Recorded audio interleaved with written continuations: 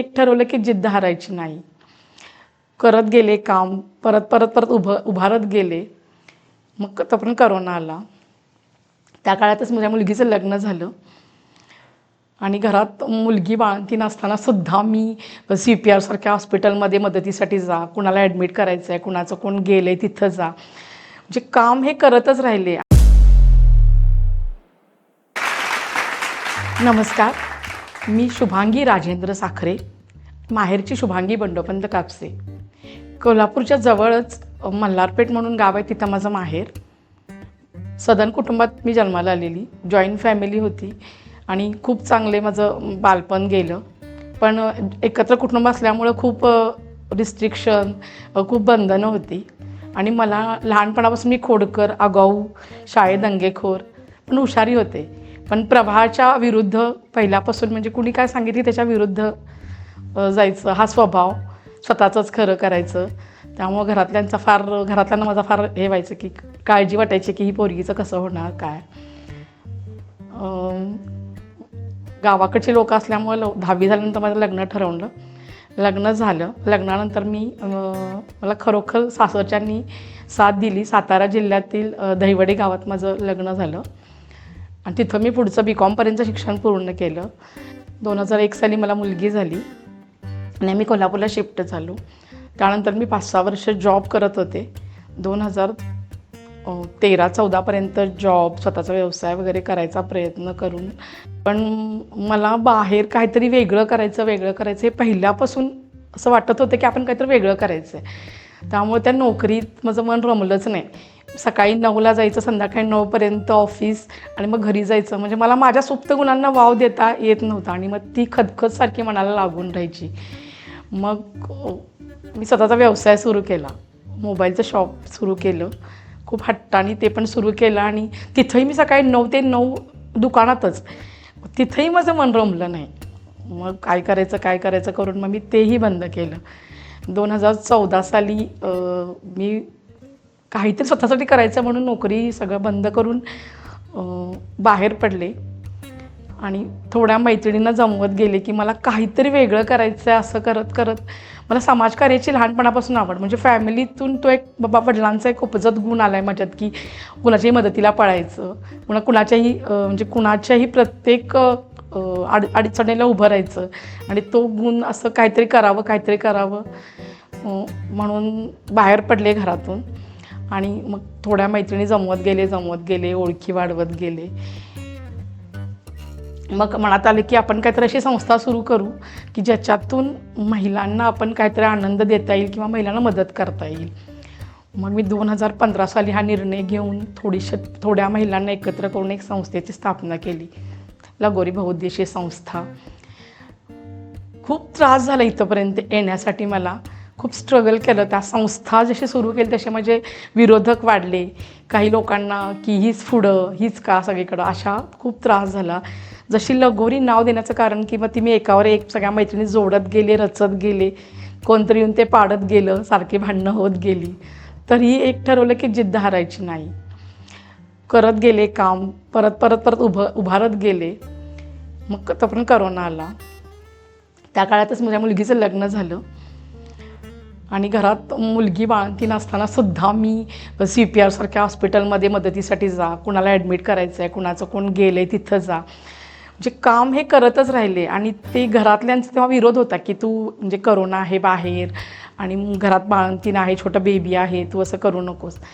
रात्री 12ला जरी मला कुठल्या महिलेचा फोन आला की मला घरातून त्रास आहे, कुठलीही महिलेची अडचण असू दे, आर्थिक असू दे, हॉस्पिटलची असू दे, नवरा बायकोंची भांडणं असू देत, तर मी रात्री 12लाही विचार केलेला नाही. मी घरात माझी फॅमिली अशी सोडून मी त्यांच्यापर्यंत पोचलेले आहे त्यांचा. आणि आत्तापर्यंत सांगायचं अभिमानाची गोष्ट आहे की मी 13 संसार डिवोर्सपर्यंत गेलेले मी वाचवलेले आहेत. असं करत करत मी बाहेर पडले विरोधाला हे करून आणि उभं केलं सगळं. लगोरी फाउंडेशन गेले 7 वर्ष मी अविरतपणे अखंडपणे चालू ठेवलं. 650 ते 700 सभासद मी गोळा केले. बाकीच्या पण बऱ्याच स्टेजवरती मी काम करते, म्हणजे महिलांसाठी बरीच कामं आत्तापर्यंत केलीत. पण मला महिलांना काहीतरी रोजगार द्यायचा आहे. महिलांना फक्त एन्जॉय, फक्त करमणुकीचेच कार्यक्रम देऊन म्हणजे त्यातून त्यांना काय अर्निंग सोर्स नाही हे लक्षात आलं की आपण फक्त महिलांसाठी मनोरंजनच देऊ शकतो आहे. मग महिलांना मी थोडंसं गारमेंटची कामं द्यायला चालू केली, थोडं त्याचं प्रशिक्षण द्यायला चालू केलं. पण त्यात माझं मन म्हणजे अजून वाटलं नाही की अजून काहीतरी करावं. आता सध्याच मी महिलांसाठी एक गृहउद्योग सुरू केलेला आहे.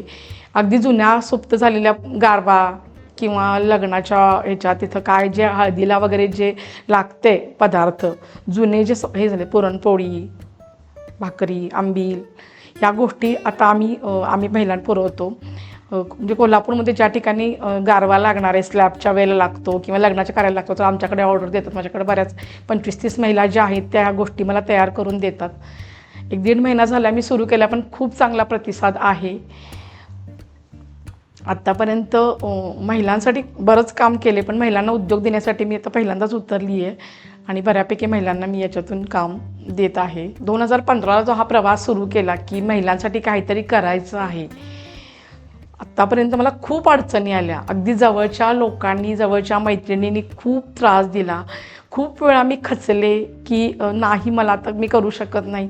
रात्री असं वाटायचं की नाही, आपण उद्यापासून हे सगळं बंद करायचं, आता कोणाला मदत नाही करायची. पण दुसऱ्या दिवशी सकाळी उठलं की परत नवीन उमेद की नाही, आपल्याला हे जे कार्याचा आपण वसा घेतला आहे तो नाही थांबवायचा, आपण पुढं जायचं आहे. मग परत चालू. पण खूप अडचणी आल्या, खूप त्रास झाला. पण एक ध्येय होतं की मला माझ्याबरोबर ज्या महिला आहेत त्यांना काहीतरी त्यांच्यासाठी मला करायचं आहे. आता मी 600 कुटुंबांना एकत्र घेऊन चालले. भले त्यांना मग स्टेज द्यावं लागू देत, थोडे छोटे मोठे स्टॉल लावा लागलेत. आता मी ते एक उद्योग सुरू केला, तर त्यात पण महिलांना बऱ्यापैकी मला रोजगार देता येतो आहे.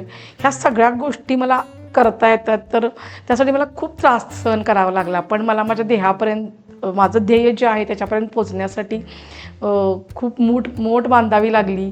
खूप सहन पण करावं लागलं. खूप त्रास झाला यामुळं, सगळ्यांमुळं. अगदी जवळच्या लोकांनीच, म्हणजे ज्या मैत्रिणी होत्या त्याच विरोधक म्हणून उभ्या राहिल्या समोर. बदनामीची वेळ आली. म्हणजे आपण चांगलं काहीतरी कार्य करत असेल तर मला त्याचा भयानक त्रास झाला. भयानक शत्रू आता माझ्या म्हणजे समोर लक्षात येत नाही की समोरची व्यक्ती माझ्याकडे कोणत्या अँगलनं माझ्याकडे येते किंवा कोणत्या उद्देशानं माझ्याशी बोलते आहे. शत्रू आहे की मैत्रीण आहे हे समजत नाही. आता अजूनसुद्धा समजत नाही. अगदी गोड बोलून पाठीत खूप जणांनी खंजीर खुपसले, पण मी माझं ध्येय थांबवलं नाही. आणि अजूनही माझे खूप मोठे प्रोजेक्ट आहेत. मला कोल्हापूरमधील, मला असं वाटतं की मी दुसऱ्यांच्याकडं काम करून मी इथंपर्यंत आली आहे, तर मला माझ्याकडं 1001 महिलांचे रोजचं माझ्यामुळं 100-200 रुपये मिळून का होईना घर बसून त्यांचं घर चालावं, हे माझा पुढचा उद्देश आहे. यात मला असं काय राजकीय कुठल्या गोष्टी मोठ्या करायच्या नाहीत, पण एक तळमळ आहे की मी फार जवळून बघितलेत महिलांचे प्रॉब्लेम. खूप जवळून त्यांना त्रास बघितलेला आहे की 100-200साठी त्या महिलेला किती त्रास होतो. म्हणजे हे, आणि त्यांच्याकडे कौशल्य आहे. आपल्या कोल्हापूरमध्ये इतकं महिलांच्याकडे कौशल्य आहे की ते फक्त त्यांना वाव आणि त्यांना एक प्लॅटफॉर्म मिळाला तर त्या खूप काही करू शकतील. म्हणून मी हा वसा उचलला की इतकं चांगल्या कला, म्हणजे इतकं सुंदर पदार्थ म्हणा किंवा कलाकुसर वस्तू बनवणाऱ्या महिला आहेत. फक्त आपण त्यांना एक बाजारपेठ निर्माण करून द्यायचं काम करतो आहे. आणि मला खूप चांगला प्रतिसाद मिळाला. गेले 1 महिना, मी 26 जानेवारीला लगोरी गृहउद्योगाची स्थापना केली. त्याच्या आधी मी गेले 7-8 वर्ष झालं लगोरी फाउंडेशन चालवते आहे. लगोरी गृहउद्योग, त्याच्यावर लगोरी हॉटेल, की गरजूंना कमी पैशात जेवण मिळावं आणि माझ्या 4 महिलांच्या हाताला एक कायमचं काम मिळावं, यासाठी मी या सगळ्या गोष्टी उभं केल्या. मला खूप चांगला प्रतिसाद मिळाला. आणि असंच आपल्या सर्व कोल्हापूरकरांचं प्रेम माझ्यावर राहू देत आणि असाच आपल्या सर्वांच्या विश्वासानं मला 1000 महिलांना मी काम द्यावं अशी माझी इच्छा आहे. आता माझ्याकडे 53 महिला शिवणाची कामं करतात.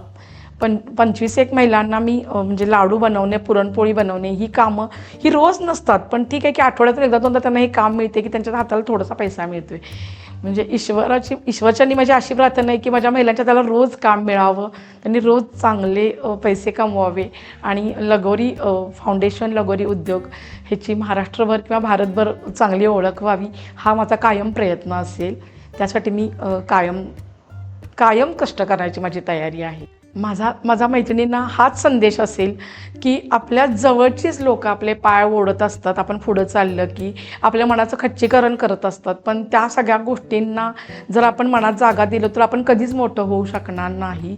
त्यामुळे त्या सगळ्या नकारात्मक गोष्टींना मागे सारून आपल्यातील जी पॉझिटिव्ह सकारात्मक गोष्टी आहेत किंवा काही तुमच्याकडे तुम्हाला उमेद आहे करायची ते ध्येय गाठायचं असेल तर त्या सगळ्या नकारात्मक गोष्टी मागं सोडून तुम्हाला पुढं जावं लागेल आणि तुम्ही जावं एवढीच मी तुम्हाला सल्ला देऊ शकते. आयडियल मराठी चॅनलने आज मला इथं बोलवलं आणि मला माझ्याबद्दल व्यक्त होता आलं तर मी या टीमची खरोखर मनापासून आभारी आहे.